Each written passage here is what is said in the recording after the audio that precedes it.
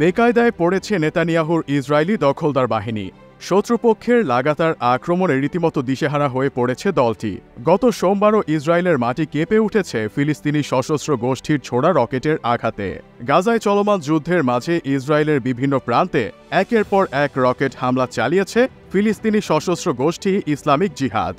গত সোমবার অবরুদ্ধ এই উপত্যকা থেকে ইসরায়েলে দফায় দফায় ওই রকেট হামলা চালানো হয়েছে বলে জানিয়েছেন সেখানকার বাসিন্দা ও কর্মকর্তা।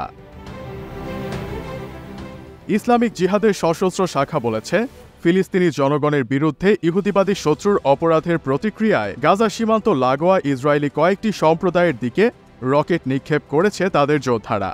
তবে ইসরায়েলের সামরিক বাহিনী বলেছে ভিন্ন কথা।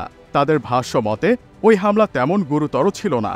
ইসরায়েলি সামরিক বাহিনী বলছে, গাজা থেকে ইসরায়েলি ভূখণ্ড লক্ষ্য করে প্রায় 20টি রকেট নিক্ষেপ করা হয়েছে। তবে এই রকেট হামলায় হতাহতের কোনো ঘটনা ঘটেনি। কিন্তু এই হামলার মাধ্যমে গোষ্ঠীটি 9 মাস ধরে চলা যুদ্ধের পরও যে ইসরায়েলের শক্তিশালী হামলা চালাতে সক্ষম সেটি ফুটে উঠেছে।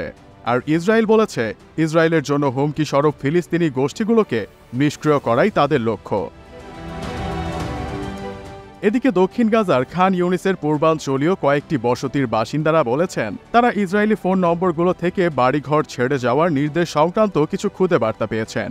কেউ কেউ বলেছেন, এর অর্থ হতে পারে ইসরায়েলি বাহিনী ওই এলাকায় ফিরে আসবে, কারণ কয়েক সপ্তাহ আগে এলাকাটি ছেড়ে চলে গেছে ইসরায়েলি বাহিনী।